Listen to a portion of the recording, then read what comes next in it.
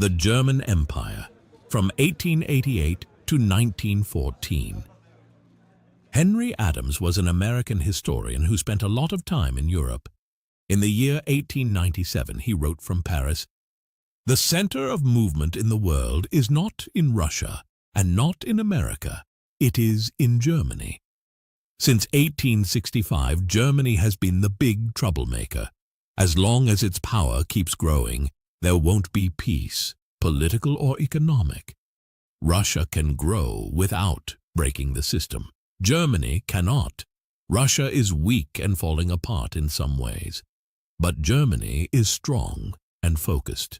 It has all the advantages." 4 years later, Adams wrote again, this time from St. Petersburg. "Germany looks like a powder keg. Everyone around it is scared it will explode. And one day, it will." He wasn't the only one who thought this way. Many people believed that Germany, around the year 1900, had become a new superpower. It was moving forward fast, but it couldn't grow like that forever. It had to explode at some point. Germany couldn't find a lasting way of life. If this was true, then the First World War was only a matter of time. Then, maybe, the history of Emperor Wilhelm II was like a river rushing toward a waterfall. It couldn't be stopped. Many historians see it that way, not usually German ones, though. They wanted the war in 1914 to look like an accident or a trick by Germany's enemies. But others, including German critics, looked deeper. They said the war was always going to happen. It was part of how the German Empire was built. Bismarck had laid the foundation, and Wilhelm pushed it to its extreme. Some even say the Second World War came straight out of the First, that it was the next step in a long chain of disasters. The same people, the same ideas, just kept going. Through the 1920s, even though there was a republic on paper. And when Hitler came, he didn't invent new ideas. He used the dreams and goals of the old German nationalists, the ones who were already loud around the year 1900.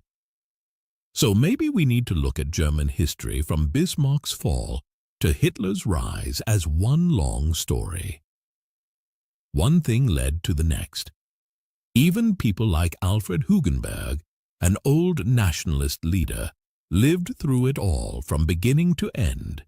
That's one way to look at it. Some say the time from 1890 to 1945 was one big chapter in world history written by Germany. Everything made sense. Everything was connected. But thinking like that makes things too simple. Still, nothing starts from nothing, and the closer something comes to happening, the more clearly we can see the signs that were already there. That's true for the First World War, and for Hitler, and even for the Weimar Republic. But we should not say that the German Empire was only the time when all this was getting ready. It was more than that. It had its own style, its own achievements, and some things that began in that time never got the chance to grow. Things could have gone differently. Historians always see the past with knowledge of how things ended. That makes it tempting to say it had to happen. But the future never looks so clear. Even the smartest predictions often turn out wrong. That should keep us humble when we look back. So, did it have to happen? Was the war already inside the empire from the start? Yes and no. History repeats some things, but it also brings new things. What's new grows out of the old, but it mixes with things no one could see coming. World events, chance, powerful people. That mix is what history is really made of. When Chancellor Bismarck lost power, Emperor Wilhelm I died in March of 1888, at the age of 91. His son, Friedrich III, became emperor, but he was already dying of cancer. He ruled for only 99 days and could barely speak. Friedrich and his British-born wife had long prepared for a liberal reform of the empire, but his death ended those hopes. Some believed that even if Friedrich had lived, the deeply flawed German system would have prevented real change. Still, others argued that a stronger, wiser emperor might have made a difference. His death disappointed the liberals, while conservatives and Bismarck were quietly relieved. The new emperor, Wilhelm II, was the third generation to take the throne. He admired his grandfather, Wilhelm I, and distrusted his liberal parents. He wanted to rule as a strong, Prussian-style monarch, not as a constitutional figurehead. He also admired Bismarck, at least at first. But Bismarck was now an old man, 73 years old, still convinced he alone could rule the empire. He had built the system to depend on himself and trained no true successor, only his unremarkable son, Herbert. He underestimated Wilhelm II, believing he could control him. By the year 1889, the relationship between Bismarck and the emperor had grown tense. Bismarck isolated himself on his estate. Though he still had a friendly majority of conservatives and liberals, he ignored them. Even his allies began turning against him. Ultimately, his downfall didn't come from Parliament. In the empire, power still rested with the emperor. Wilhelm II sensed public dissatisfaction and knew that many parties no longer supported Bismarck. Slowly, he prepared to act. The final break came over what was called the social question, a major issue that would mark the end of Bismarck's political era. Wilhelm was full of good intentions. He believed something had to be done for the poor workers. He said, "I am also the king of the poorest." He wanted to stop a red revolution with smart, peaceful changes. He wanted to be wiser than those famous kings from history who lost their heads because they were too stubborn. Bismarck thought all of this was nonsense. He didn't believe in kindness when it came to the Social Democrats. To him, they weren't a social problem. They were a threat to power and to peace. He believed the more you gave people, the more they would demand. By the late winter of 1889, Bismarck's grip on power was slipping. He clashed with the new emperor, Wilhelm II, especially over labor protections. The Kaiser wanted to support workers. Bismarck saw it as fake and unnecessary. He believed most workers didn't even want shorter hours or more rules. Bismarck was showing his age. He relied on old habits, warning of revolution, stirring up fear, but he seemed confused and out of touch. He no longer looked like the master of politics he had once been. At times, he was found crying, saying everyone had abandoned him.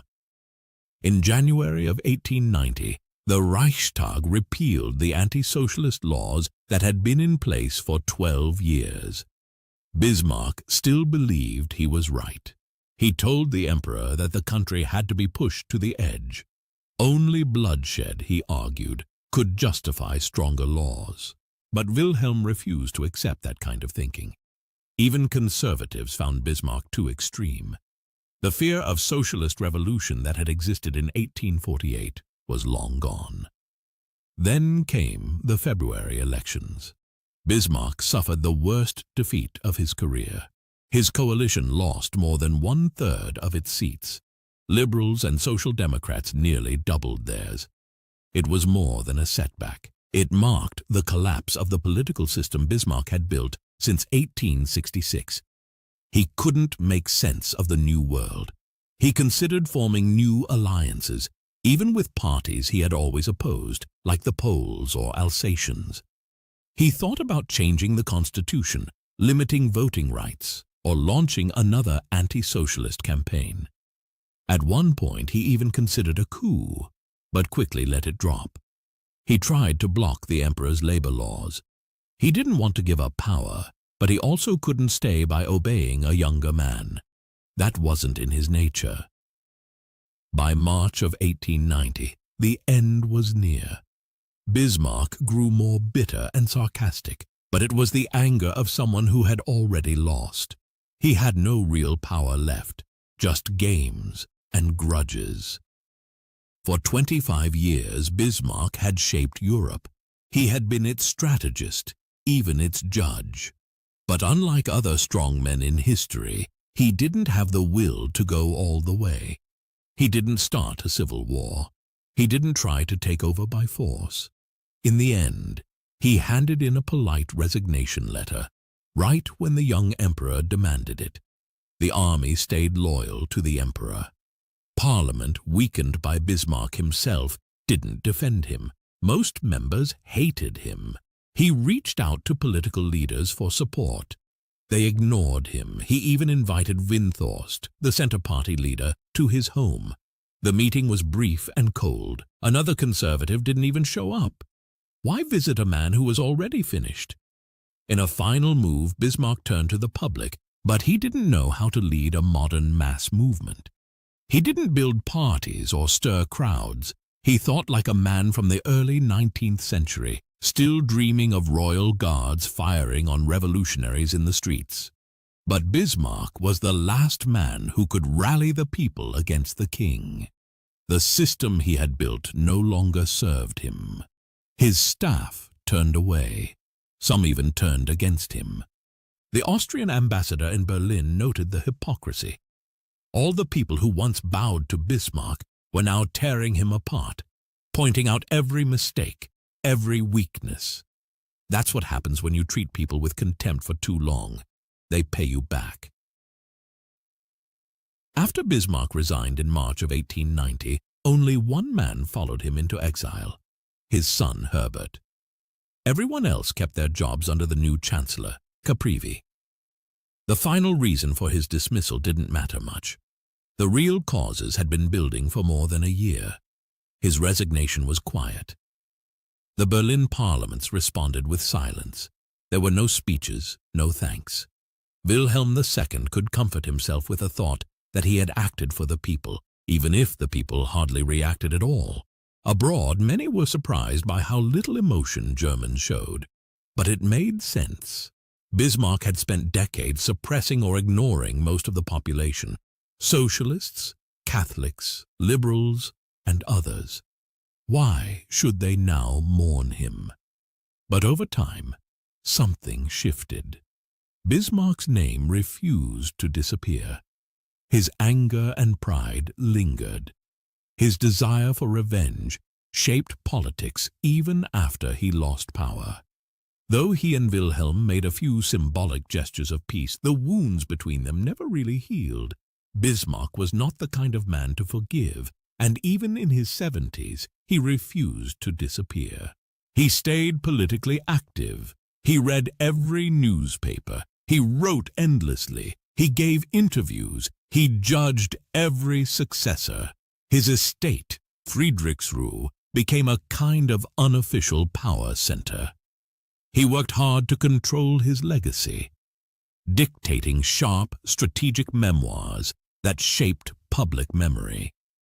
Ironically, once out of power, Bismarck became more popular than ever. Cities that once hated him now cheered him. People, disappointed by Wilhelm's personal rule, began to see Bismarck as a lost voice of reason, even as a father figure. He used that public mood. He softened his message. He still claimed the emperor meant well, blaming bad advisors instead.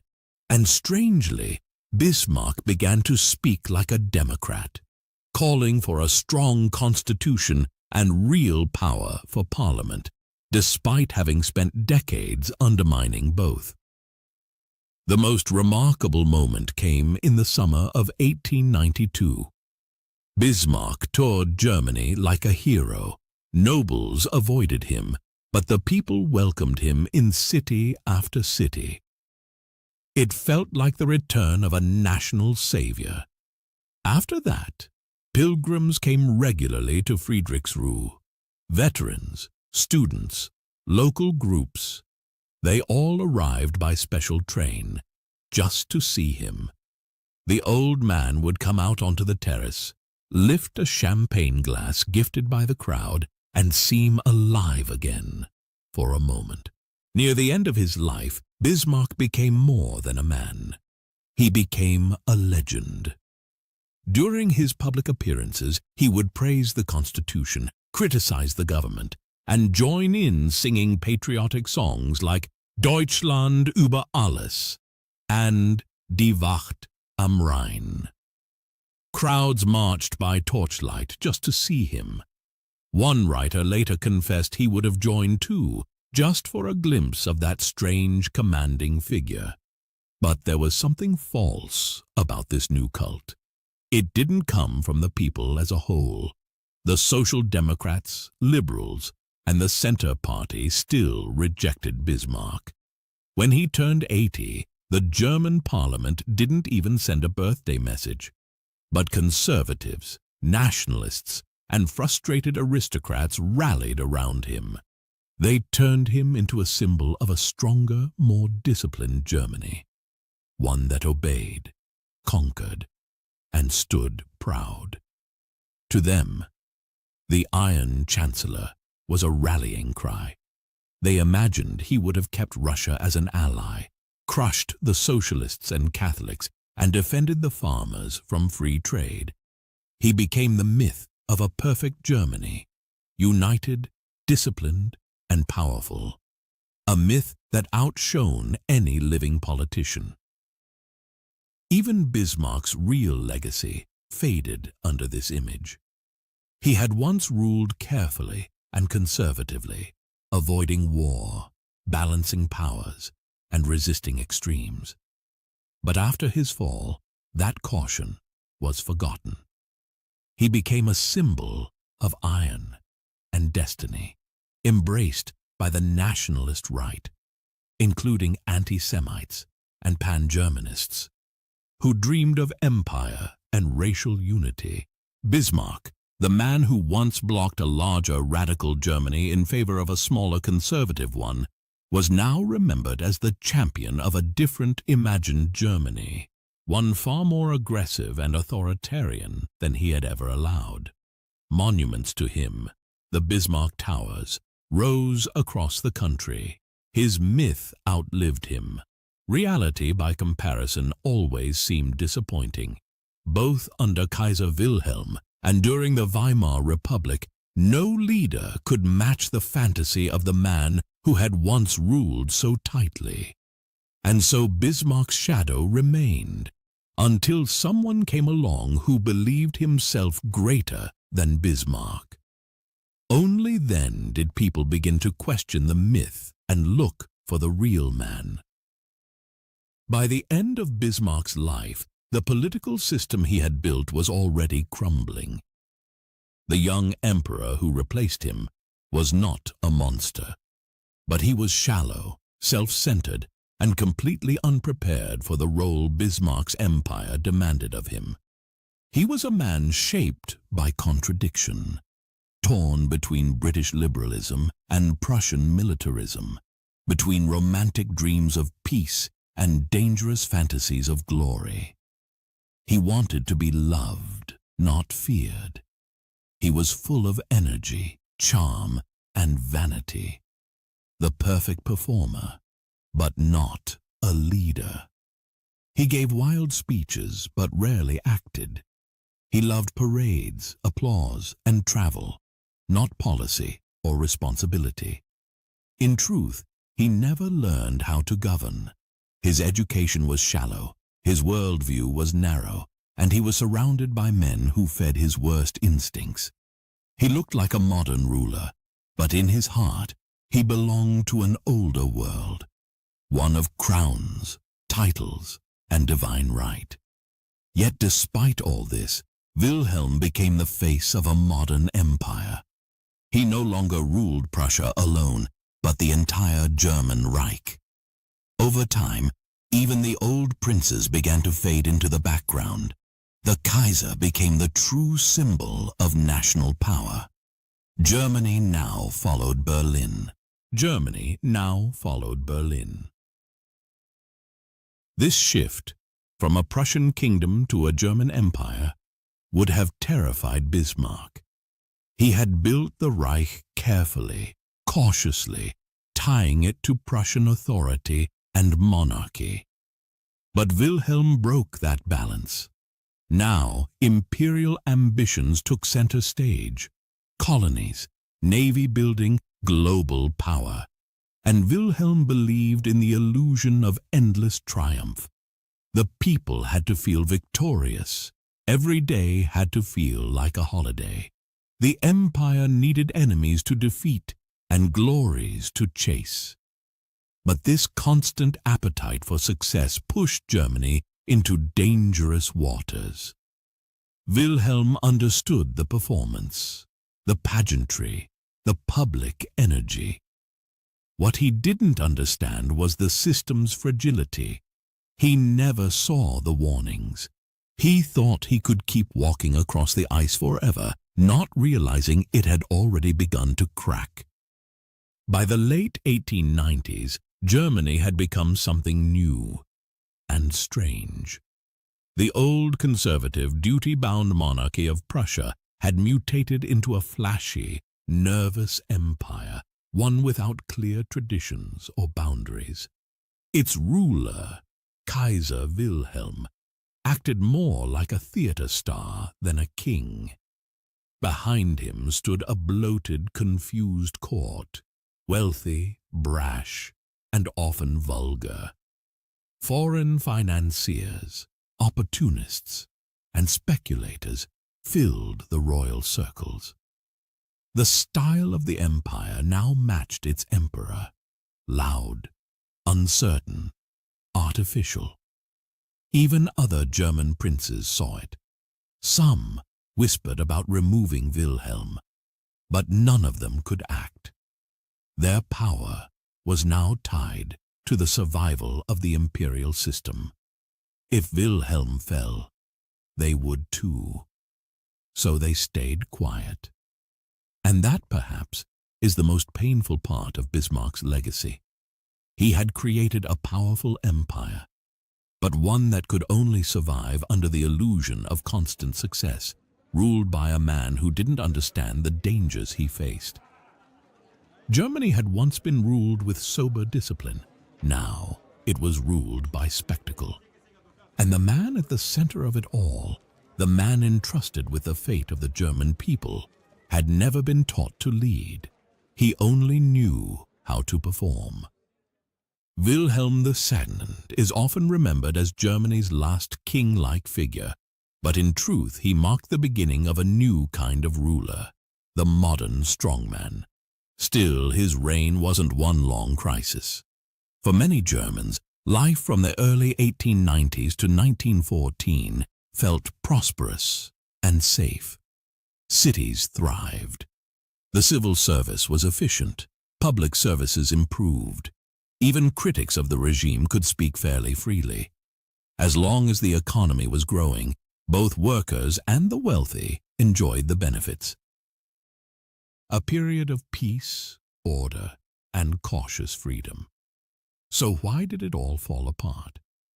The truth is that Germany's political structure was deeply flawed. The empire was an industrial powerhouse, centralized, efficient, and modern. But it still rested on old dynastic foundations. In theory, it was a federation of monarchies. In practice, Prussia dominated everything, making up 2/3 of the empire. Yet it was governed by a completely different system. The Prussian king still ruled almost like an autocrat, thanks to the outdated 3-class voting system. But the emperor, who was also the Prussian king, had less formal power within the empire itself. He couldn't even veto legislation passed by the Reichstag and Bundesrat. In the middle of this contradiction stood the chancellor, the empire's only real executive, answerable only to the emperor, not to parliament. There was no unified imperial government in the modern sense. Each department was siloed, often run by powerful state secretaries who answered directly to the Kaiser. If one of them had a strong will or personal access to the crown, he could act almost independently. Bismarck had kept this messy structure together by sheer force. But after his departure, cracks began to spread. His first successor, Caprivi, tried to separate Prussia from the empire administratively, a logical move, but politically impossible. The roles were re-merged under Hohenlohe, the Bundesrat, which was supposed to represent the states, mostly rubber-stamped decisions. Real power flowed to Prussia and the imperial offices, while the Reichstag grew increasingly important, not in theory, but in practice. By the early 20th century, no chancellor could govern without the Reichstag's cooperation. None were ever overthrown directly by parliament. Not Bismarck, not Caprivi, not Bülow, not Bethmann Hollweg. But all were brought down by political defeats and loss of confidence in the chamber. Yet even as the Reichstag grew stronger, its power remained mostly negative. It could block, it could reject, but it couldn't build. It lacked the authority or the structure to create stable governments or carry out long-term reforms. The empire had no real parliamentary majority system, and because the chancellors were not appointed by parliament, no one was truly accountable to the public. In the end, this created a dangerous imbalance, a modern state without modern politics, a growing democracy without democratic leadership, a powerful empire ruled by men who couldn't agree where power actually belonged. And that contradiction between imperial strength and political weakness would prove fatal. By the late 19th century, the German Reichstag had grown louder, more visible, and more combative, but it was still politically weak. It could block policy, expose scandal, or voice public anger, but it couldn't govern. It had no say in choosing the chancellor, no power to form a government, and no real connection to the executive. Some argue that this is normal, that parliaments are meant only to check governments, not to run them. But this depends on the system. In Germany, where no one bore clear responsibility and real power was hidden, the result was confusion. The government looked constitutional, but it wasn't. The structure created obedient citizens in a formally democratic world, and it taught no one how to actually govern. This helped explain why even the largest, most disciplined party in the country, the Social Democrats, remained excluded from power. The SPD, though massive and increasingly mainstream, was still treated as a threat. Authorities distrusted them, and their own ideology made them reluctant to share responsibility. Meanwhile, other parties shrank into interest groups. Catholics defended Catholic causes, conservatives defended big landowners, liberals sided with industrialists. New economic pressure groups gained power, often more than the parties themselves. The Central Association of German Industrialists, the Agrarian League, the Colonial Society, and others reached deep into the court and shaped public opinion. This wasn't unique to Germany. The United States had similar battles between business and politics, but in Germany, the tension between rising industrial interests and failing political structures was sharper, more exposed. Into this system stepped Caprivi, the man Wilhelm chose to follow Bismarck. Caprivi was honest, fair, and idealistic. Perhaps the most well-meaning chancellor Germany had between 1890 and 1918. He wanted to govern with reason and justice. He worked with anyone who shared his goals, liberals, Catholics, even Poles, and, possibly, Social Democrats. But he was politically naive. He believed good ideas would win support on their own.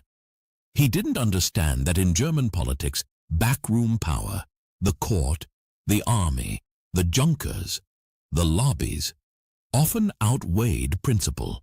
Still, Caprivi achieved more than many expected. He passed major labor reforms, Sunday rest, child labor restrictions, notice periods. He rejected Bismarck's anti-Polish policies in the East, and he reached outward, pushing trade agreements with Austria, Italy, Romania, and even Russia. But these gains triggered fierce backlash. The powerful landowning class, the agrarians, saw his free trade policies as betrayal. Their agrarian league used nationalist and anti-Semitic propaganda to fight him, demanding tariffs, subsidies, and state control over the grain market. As the young Max Weber warned, these landowners were undermining private property itself, asking the state to protect them from risk while preaching self-reliance. Caprivi's answer was calm and idealistic. The more our politics are shaped by economic interests, the more the government must hold fast to the bigger picture, to the state, the empire, and the common good. But his vision, balanced, inclusive, fair, was too advanced for the system he served. Caprivi's fall and the return to Bismarck's shadow. Chancellor Caprivi tried to steer Germany with fairness and foresight. He warned against anti-Semitism, reminding voters that hate is never controllable and might soon turn not just on Jews, but on property, on the state itself. His vision was one of shared duty and national responsibility. The state, he said, must protect all property, and also those with none. But Wilhelm II, ever uncertain, grew nervous. Though he initially stood with Caprivi, the Kaiser quickly fell back into old patterns. By 1894, Wilhelm once again saw subversive forces, social democrats, equal voting rights, as the greatest threat. Caprivi, tired and frustrated, stepped away from politics for good. He was followed by Prince Hohenlohe, a nobleman of intelligence and distance. His appointment signaled a shift back to Bismarck-style politics, quiet diplomacy, shallow reform, and unofficial alliance with conservatives.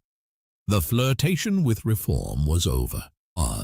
Though Hohenlohe lacked Bismarck's fire, he kept the system steady. For a time, old enemies were no longer seen as threats. Even the Center Party became just another group to bargain with.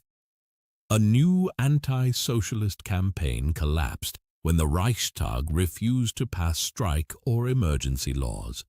Wilhelm could only shout threats at traitors, his favorite substitute for actual policy. Hohenlohe's years offered the illusion of calm. Diplomacy returned to old lines, friendship with Russia, pressure on the Poles. But the truth remained. The Bismarckian system had already failed. The energy of a modern Germany could no longer be frozen in place. A new stage, the world beyond. Germany's future no longer lay in internal stillness. It lay in world politics, in expansion, pride, and projection. This was not unique. Every great power, sooner or later, seeks its place on the global stage. Even ordinary citizens, if they feel part of the nation, want that nation to stand out in science, sport, trade, or strength. Colonialism in the 1880s was not driven by war, but by peace. Europe had become too stable to fight itself, so it turned outward. Africa and Asia became the stage for national competition. But this scramble for empire was often more illusion than substance. Control was shallow. Settlements were small. Military and economic returns were limited. Germany joined this wave late and with little real strategy. Bismarck had never taken colonies seriously. He let France pursue its own ambitions, content to use colonialism as a distraction.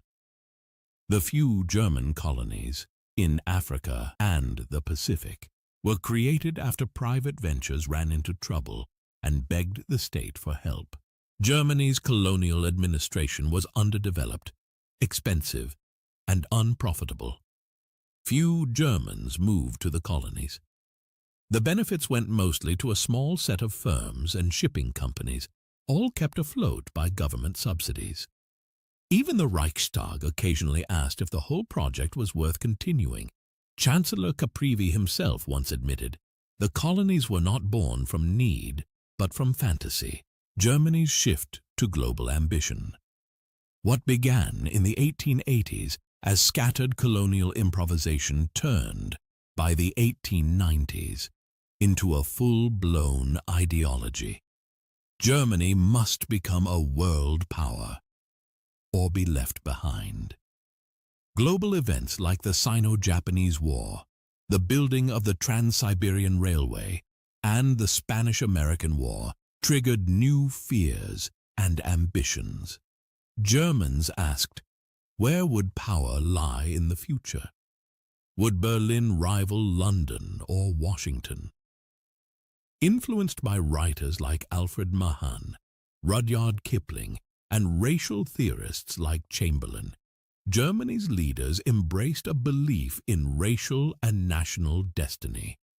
Britain was admired and envied. Wilhelm II, part English himself, saw empire as both a duty and a dream. Germany rushed to copy Britain's global model, but without its centuries of experience. German colonial policy was blunt, often driven more by fantasy than strategy. One supporter said plainly, colonies exist to enrich Germany at the expense of the weak. The word world became central to national language. Weltstaat Berlin, Weltpolitik, world politics, Weltmacht Deutschland, world power Germany. Groups like the Pan-German League, though small in number, had deep influence. They were supported by writers, businessmen, and patriotic leagues. They wanted more than colonies. They wanted Lebensraum, living space for the German people. This meant expansion into Eastern Europe, Africa, South America, even rule over lesser peoples. Their ideology blended nationalism with racism, pride with paranoia. They claimed Germans were destined to lead civilization and demanded power to match that destiny.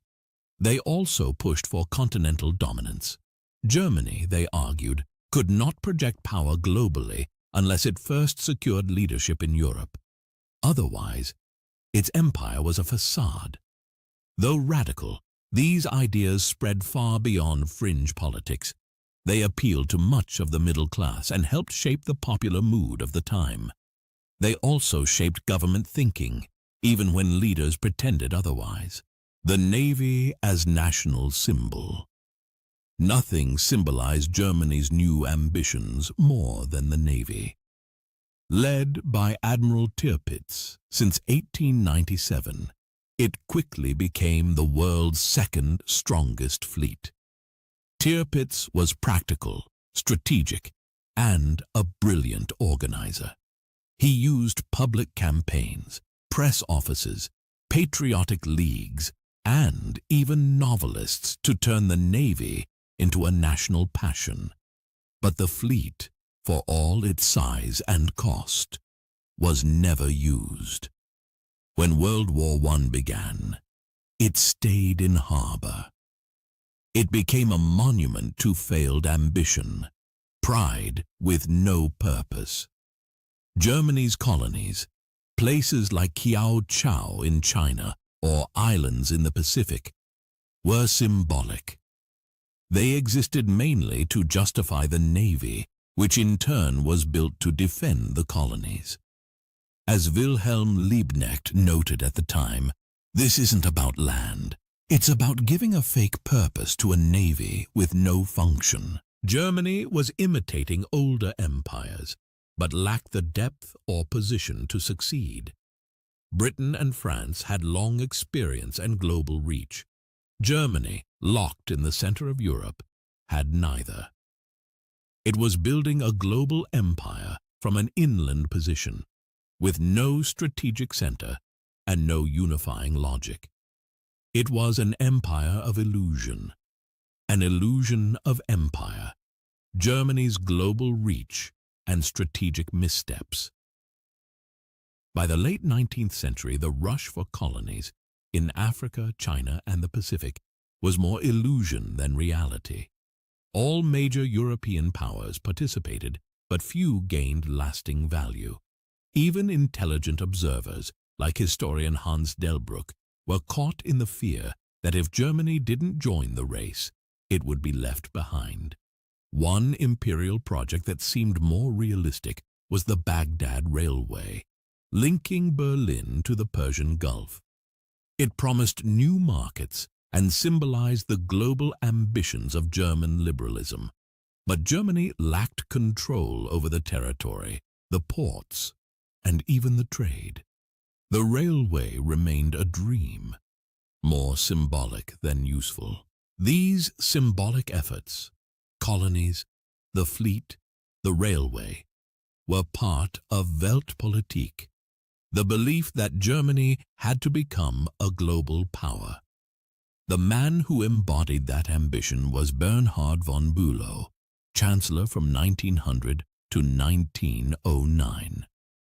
Bülow was worldly, charming, and politically skilled, but lacked true vision.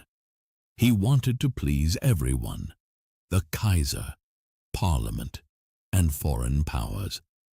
His strategy was to maintain the broken system Bismarck left behind rather than reform it for a modern democratic era. While domestic reform stalled, Germany's foreign policy became bolder and more dangerous. Power became the obsession of all major nations. By the early 1900s, Europe had split into rival alliances, Triple Alliance, Germany, Austria-Hungary, and Italy, Dual Alliance, France and Russia. This was the opposite of Bismarck's careful diplomacy, which had tried to keep France and Russia apart.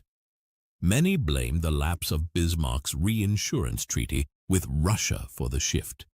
But in reality, Russia and France had already been moving closer due to shared fear of Germany's growing power.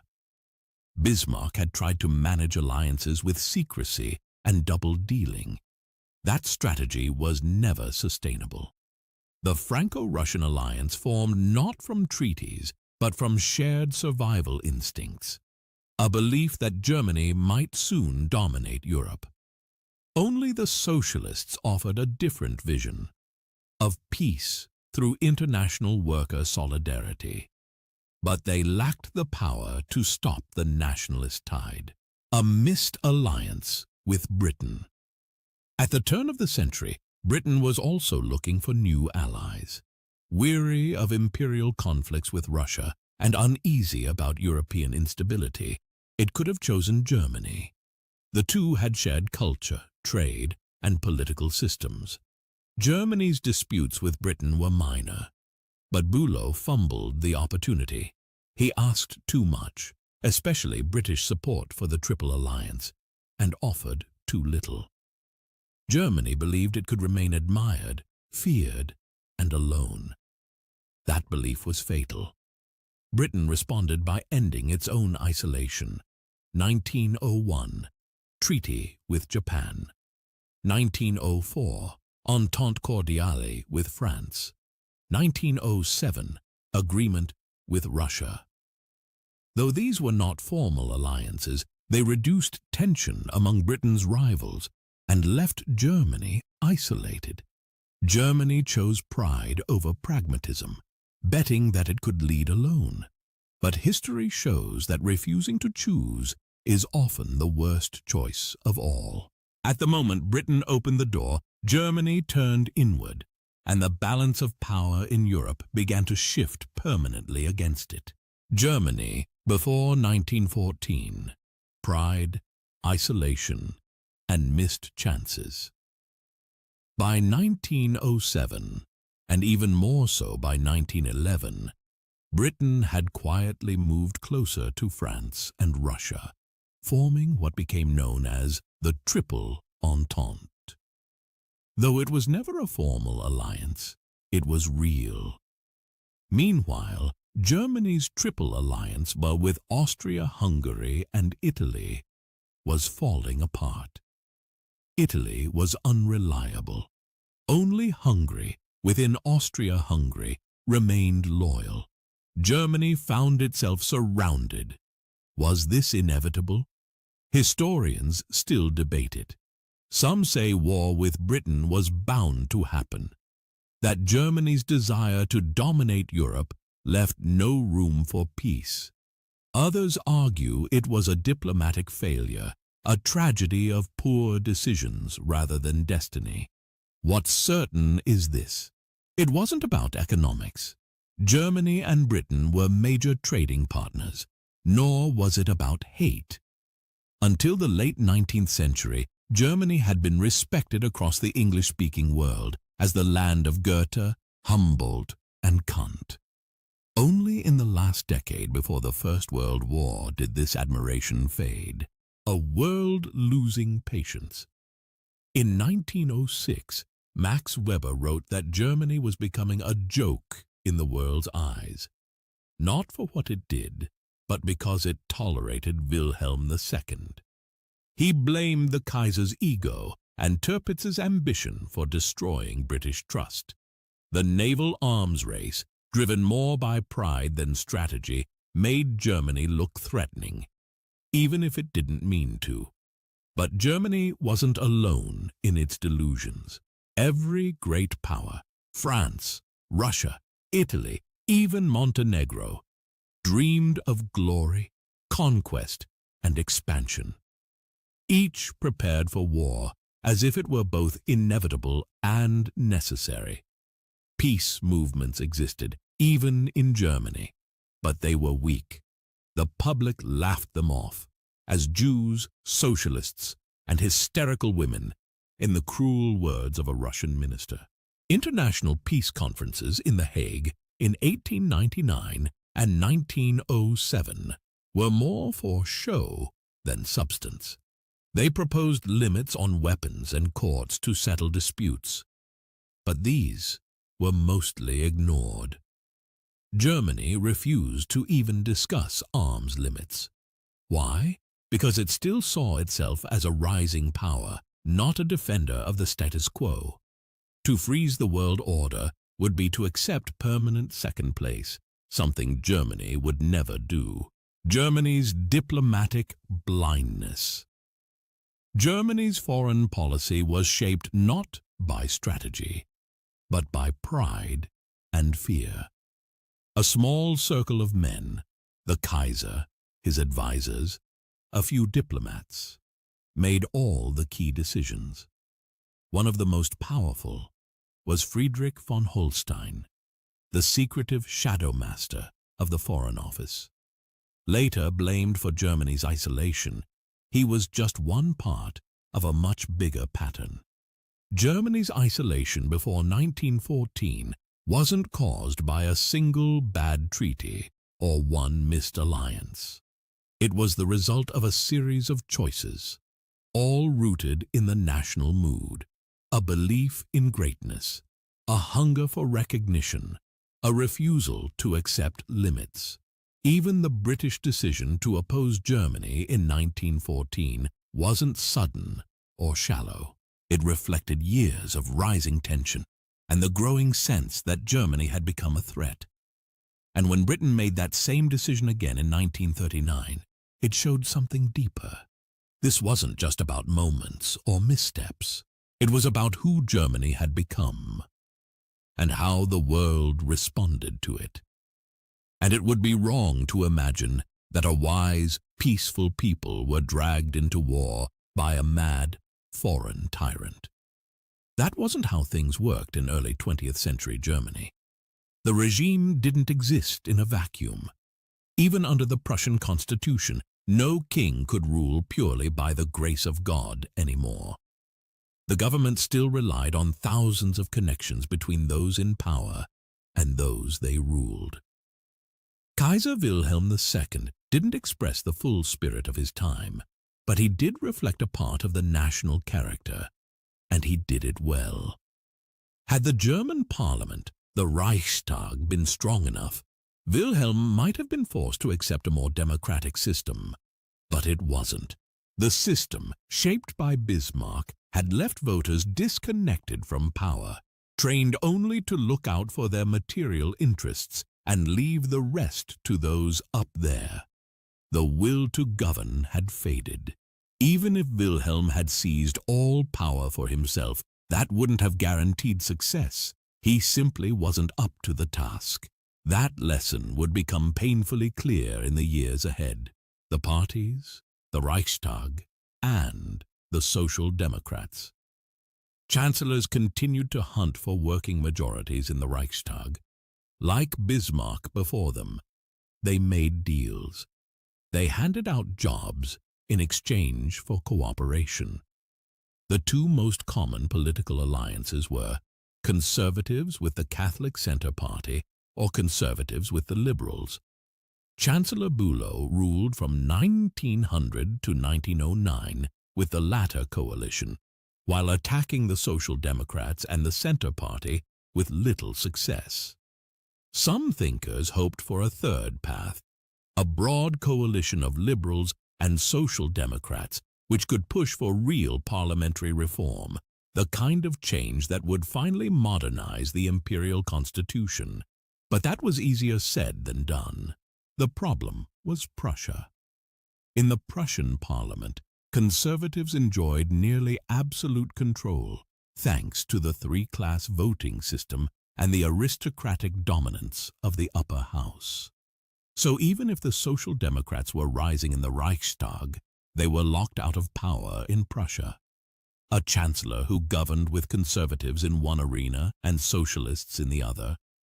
Politically impossible, even for someone as flexible as Bülow. He didn't try. Still, Bülow occasionally spoke with the more moderate wing of the Social Democratic Party. And by now, the party itself had changed. It was no longer a sharp, unified weapon forged in the fire of Bismarck's repression. It had become a massive, complex organization, diverse in ideas, leaders, and strategies. Around the turn of the century, revisionism began to take hold. Its main theorist, Edward Bernstein, argued that it was time to revise some of the key ideas in Marxist theory. Bernstein didn't think capitalism was heading for collapse. In fact, he claimed, workers were seeing real improvement in their lives. Thanks to their own struggle, yes, but improvement all the same. The middle class and small businesses hadn't disappeared. On the contrary, many were thriving in new sectors. The rich weren't necessarily getting fewer. The poor weren't always getting poorer. In short, Bernstein said, the great breakdown that Marx had predicted wasn't coming. Social democracy between doctrine and nation. If it was true, as it increasingly appeared to be, that the German worker was living better than ever before, then that fact had everything to do with the success and profits of German industry. And if that was the case, how could a party like the SPD, Social Democratic Party, which drew its strength from these very workers, continue to operate on the assumptions of a theory of collapse? The old theory of inevitable proletarian impoverishment, of crisis leading to revolution, no longer matched the facts, not at home and not even in the colonies. Yes, exploitation existed. Yes, injustices abounded. But the day-to-day reality of the German worker was improving, not because capitalism was just, but because socialism, even as a critical voice, was working within the system. That led to a gradual shift from categorical rejection to detailed critique. The SPD no longer denounced colonialism as a whole. Instead, it began to focus on how things were done and what could be improved. And in part due to social democratic pressure, some aspects of colonial administration did improve. It was a pragmatic evolution, though not without contradiction. The party still claimed loyalty to a revolutionary Marxist tradition. It still publicly embraced the dream of world socialism and the rhetoric of class war. But in practice, it negotiated, participated, and slowly reshaped the state. The Party of Revolution was becoming a pillar of reform. This contradiction was not necessarily a failure. It was a reflection of the world the SPD operated in, a complex society, economically advanced, politically rigid, but slowly opening. Germany was not split in two, not socialists here and everyone else there. The lines were blurred, the identities overlapping. The SPD grew not by remaining pure, but by becoming real. Even its relationship to nationalism shifted. The party that once saw the fatherland as a bourgeois illusion had by now come to speak in its name. The same August Bebel who had fiercely opposed the annexation of Alsace-Lorraine in 1870 now warned against Germany's naval arms race, condemned the rising anti-British hysteria, and called for reconciliation. He did not view war, imperialism, or great power rivalry as inevitable. He wished for friendship between Germany and Britain, just as did liberal financiers, exporters, aristocrats, and scholars. He was no cynical observer. He was a citizen and a patriot, in a new socialist sense. The SPD maintained strong ties with its sister parties across Europe, and in theory still believed in the old plan, that in the event of war, an international general strike would stop the machines of destruction. But in practice, they began preparing for another possibility. If Russia were to attack, they would fight. And Bebel made that plain. If it comes to war with Russia, he said, we socialists will march as one. It was the voice of a man who still thought in the language of 1848, now applied to a world where Russia was allied with France. It was a different time and a different party. In 1913, the SPD voted for the War Contribution Bill, a special wealth tax to fund the latest expansion of the army. It shocked some, but it was no longer anything revolutionary. The party had already, bit by bit, accepted the logic of state participation. Their support for military measures, when framed as national defense, flowed naturally from a position the party had grown into. Germany was deeply divided, but it was not simply divided into socialists and everyone else. That binary had never existed, except in the neat predictions of Marxist theory. In real life, German society was far too complex, and so too was the SPD. At that time, almost the entire world believed that German industry had to become as independent as possible from the politically unstable, ever-shifting global market. The supply of raw materials and access to foreign markets, it was said, must be guaranteed by the German Empire itself. Given that even the representatives of the working class found it difficult to reject the idea of colonies and spheres of influence outright, the new approach became, do it better, do it more justly, do it without saber-rattling, but no longer do nothing at all. In the late autumn of the year 1908, for a few brief days, It seemed as though a breakthrough toward democratic reform might actually be imminent.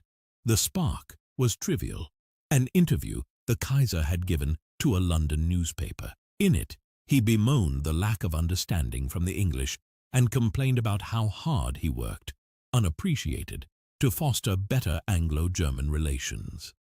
These were mild indiscretions by the standards of what the German public had come to expect from their emperor.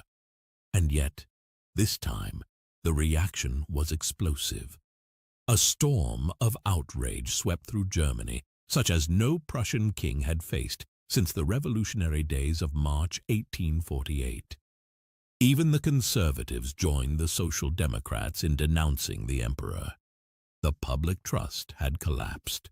From press to parliament, the cry went up, "This cannot go on." The Social Democrats called for action. Real ministerial responsibility and the appointment of ministers by parliament is now the order of the day, declared Georg Ledebour. You have the chance, because of the widespread discontent in the nation, to win a truly democratic parliamentary government. And because you have that chance, you must take it. All that's missing is the courage of free men. The Chancellor, Prince von Bülow, found himself caught between Kaiser and Reichstag. Very reluctantly, he sided with the parliament. He acknowledged the Kaiser's misstep as a deeply regrettable misfortune and promised it would not happen again. "Let us ensure," he said, "that this misfortune does not become a catastrophe." The Kaiser, alarmed by the fury, withdrew from the public eye, brooding and fearing the worst. There was even talk of abdication. But within weeks, the storm had passed. The moment had dissolved. A nation without a nation. Elections like those of 1912, votes like that of December 1913, pointed to a deep internal crisis, but gave no clue as to its resolution. The author of these lines has often asked elderly Germans, "What did you imagine the future looked like in 1913? What did you hope for?" No one could give a clear answer. Other nations had crises too. England had fought a bitter constitutional battle in 1909 and 10, then saw class warfare and the threat of civil war in Ireland. France remembered the Dreyfus affair, its recent civil rift. Italy never knew peace with itself. Its government was a mixture of corruption and sham parliamentarism. Russia faced its own death agony, a crumbling autocracy. Compared to Russia, Germany seemed a paradise of law and order. But that said little. Every state had problems. Yet France had an identity. Germany did not. There was no genuine opposition in Germany because there was no genuine government. Bureaucracy, the army, the navy, industrialists, agrarians, workers, civil servants, parties, all operated separately, often in conflict, without cohesion. There was still, at its core, no nation, in the full sense that the older national states had achieved. And yet for all this inner fragmentation, Germany remained a colossus. Its population grew by nearly 1 million each year. Its industry was second only to that of the United States. Its army was unparalleled in strength, brilliance, and impotence, side by side. In the closing lines of his book, The German Economy in the 19th Century, economist Werner Sombart, one of the most respected minds of the Kaiserreich, posed the question, "What of the spirit of this remarkable state?" His answer was grim. The great ideals that had once inspired the nation had faded. The national idea had burned itself out. What remained was a second-hand nationalism, loud but empty, a dull chant meant to mask inner decay. The old political ideals had either been realized or found to be hollow. The younger generation, he wrote, sneered at the memory of past struggles for freedom. Public ceremonies became farces. New ideals had not emerged. As spiritual goods disappeared, material interests took their place. The masses, no longer bound by any higher vision, rallied instead to class identity or to economic self-interest, like the agrarian lobby, transient, reactionary, and self-serving. Sombart, a bourgeois patriot, lamented that even passion for political principles had vanished. In their place reigned cynical opportunism, dry pragmatism, and a lifeless routine.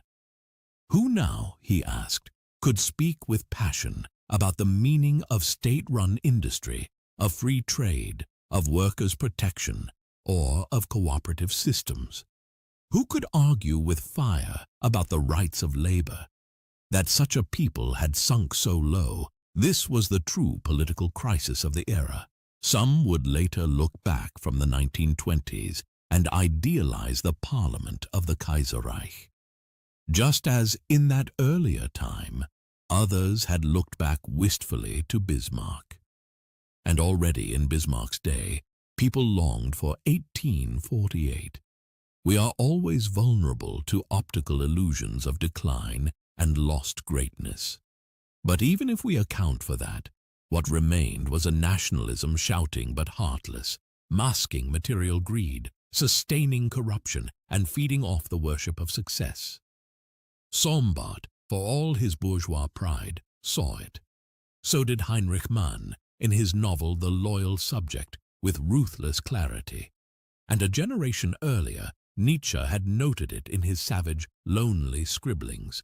It was not a noble style.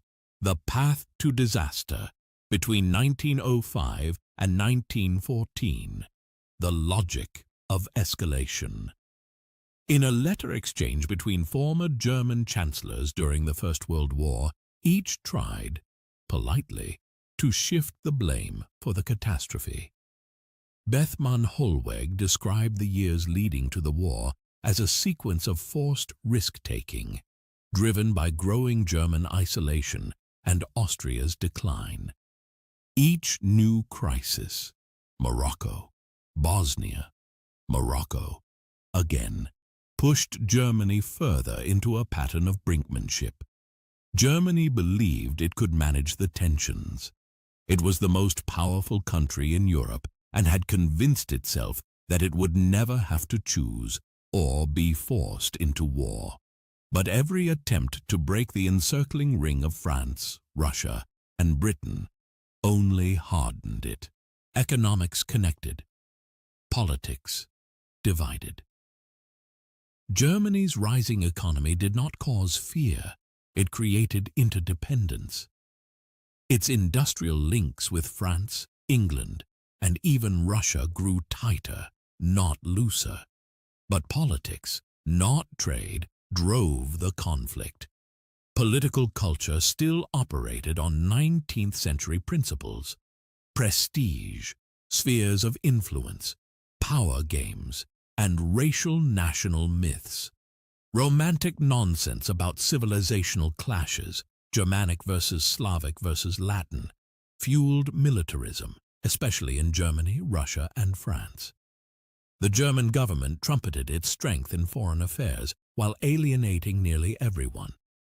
At each turn, it chose displays of power over compromise, the illusion of control. By summer 1914, Britain and Germany were discussing agreements on Baghdad-Bahn, spheres of influence, and even colonial issues. Some British socialists and liberals still saw Germany as a more civilized partner than Tsarist Russia. There was room for agreement, but not under the system in place. Tirpitz blocked naval compromises. The General Staff refused to revise its two-front war plans. Russia feared German power. France remained loyal to Russia. No side could afford to back down. Even the Social Democrats, morally clearer than others, were unable to imagine a peaceful way out. They hated the idea of war with France and Britain, but accepted the possibility of war with Russia, France's ally. Their warnings were noble, but powerless. Bebel's prophecy. In 1911, August Bebel delivered a haunting prediction in the Reichstag. He foresaw, "One day, one side will say, 'This cannot go on,' or, 'If we wait longer, we will be the weaker.' Then comes the catastrophe. Then comes the general mobilization. 16 to 18 million men, armed with the finest killing machines. And behind this war, Bebel warned, stood mass bankruptcy, mass misery, mass unemployment." The Parliament laughed. He told them, "You laugh, but it is coming, not through us, through you."